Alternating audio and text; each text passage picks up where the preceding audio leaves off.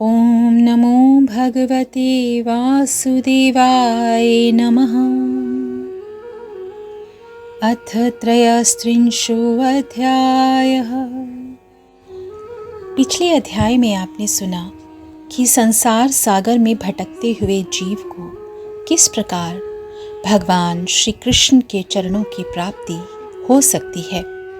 उससे आगे की कथा इस प्रकार से है। मैत्रेय जी कहते हैं, विदुर जी, श्री कपिल भगवान के ये वचन सुनकर कर्दम जी की प्रिय पत्नी माता देवहूति के मोह का पर्दा फट गया और वे तत्व प्रतिपादक सांख्य शास्त्र के ज्ञान की आधार भूमि भगवान श्री कपिल जी को प्रणाम करके उनकी स्तुति करने लगी।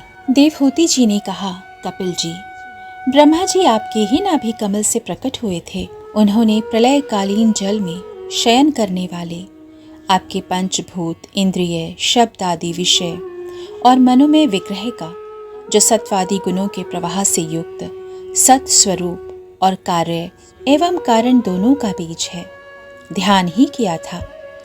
आप निष्क्रिय सत्य संकल्प, संपूर्ण जीवों के प्रभु तथा सहस्त्रों अचिंत्य शक्तियों से संपन्न है। अपनी शक्ति को गुण प्रवाह रूप से ब्रह्मादि अनंत मूर्तियों में विभक्त करके उनके द्वारा आप स्वयं ही विश्व की रचना आदि करते हैं।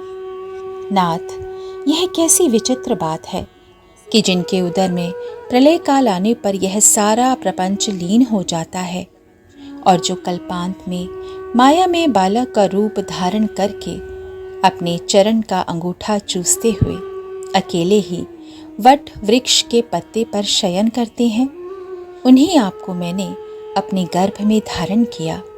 भगवन, आप पापियों का दमन और अपने आज्ञाकारी भक्तों का अभ्युदय एवं कल्याण करने के लिए स्वेच्छा से देह धारण किया करते हैं।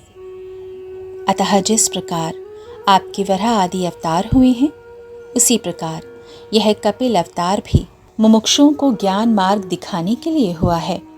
भगवन, आपके नामों का स्मरण, श्रवण या कीर्तन करने से तथा भूले भटके कभी कभी आपका वंदन या स्मरण करने से ही कुत्ते का मांस खाने वाला चांडाल भी सोमयाजी ब्राह्मण के समान पूजनीय हो सकता है। फिर आपका दर्शन करने से मनुष्य कृतकृत्य हो जाए, इसमें तो कहना ही क्या है। वह चांडाल भी इसी से सर्वश्रेष्ठ है कि उसकी जिह्वा के अग्रभाग में आपका नाम विराजमान है। जो श्रेष्ठ पुरुष आपका नाम उच्चारण करते हैं, उन्होंने तप, हवन, तीर्थ स्थान, सदाचार का पालन और वेदाध्ययन सब कुछ कर लिया। कपिल देव जी, आप साक्षात परब्रह्म हैं। आप ही परम पुरुष हैं। वृत्तियों के प्रवाह को अंतर्मुख करके अंतःकरण में आपका ही चिंतन किया जाता है। आप अपने तेज से माया के कार्य गुण प्रवाह को शांत कर देते हैं तथा आपके ही उदर में संपूर्ण वेद तत्व निहित हैं। ऐसे साक्षात विष्णु स्वरूप आपको मैं प्रणाम करती हूँ।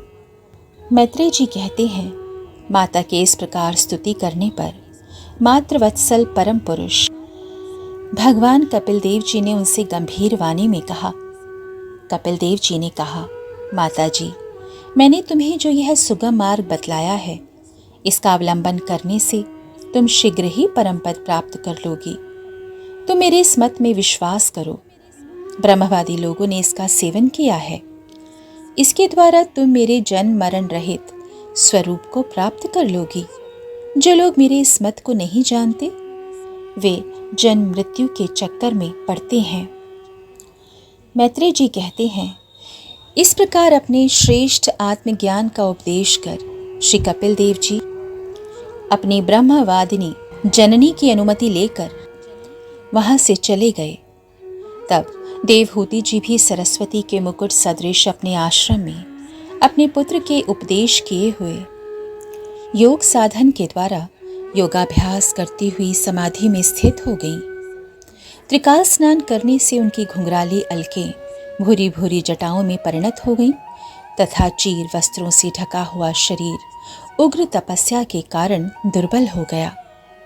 उन्होंने प्रजापति कर्दम के तप और योग बल से प्राप्त अनुपम गृहस्थ सुख को जिसके लिए देवता भी तरसते थे, त्याग दिया, जिसमें दुग्ध फेन के समान स्वच्छ और सुकोमल शैया से युक्त हाथी दांत के पलंग, सुवर्ण के पात्र, सोने के सिंहासन और उन पर कोमल कोमल गद्दे बिछे हुए थे, तथा जिसकी स्वच्छ स्फटिक मणि और महामरकत मणि की भीतों में रत्नों की बनी हुई रमणी मूर्तियों के सहित मणि में दीपक जगमगा रहे थे, जो फूलों से लदे हुए अनेकों दिव्य वृक्षों से सुशोभित था, जिसमें अनेक प्रकार के पक्षियों का कलरव और मतवाले भौरों का गुंजार होता था, जहाँ की कमलगंध से सुवासित बावलियों में कर्दम जी के साथ उनका लाड़ प्यार पाकर क्रीड़ा के लिए प्रवेश करने पर देवहूति का गंधर्व गण गुणगान किया करते थे, और जिसे पाने के लिए इंद्रानियां भी लालायित रहती थीं।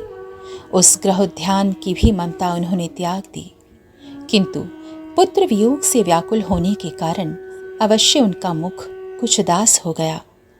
पति के वन गमन के अनंतर पुत्र का भी वियोग हो जाने से वे आत्मज्ञान संपन्न होने पर भी ऐसी व्याकुल हो गईं, जैसे बछड़े के बिछुड़ जाने से उसे प्यार करने वाली गौ। वत्स विदुर, अपने पुत्र कपिल देव रूप भगवान हरि का ही चिंतन करते करते वे कुछ ही दिनों में ऐसे ऐश्वर्य संपन्न घर से भी उपरत हो गईं। फिर वे कपिल देव जी ने भगवान के जिस ध्यान करने योग्य प्रसन्न वदनारविंद युक्त स्वरूप का वर्णन किया था, उसके एक एक अवयव का तथा उस समग्र रूप का भी चिंतन करती हुई ध्यान में तत्पर हो गईं। भगवत भक्ति के प्रवाह, प्रबल वैराग्य और यथोचित कर्मानुष्ठान से उत्पन्न हुए ब्रह्म साक्षात्कार कराने वाले ज्ञान द्वारा चित्त शुद्ध हो जाने पर वे उस सर्वव्यापक आत्मा के ध्यान में मग्न हो गई, जो अपने स्वरूप के प्रकाश से माया जनित आवरण को दूर कर देता है।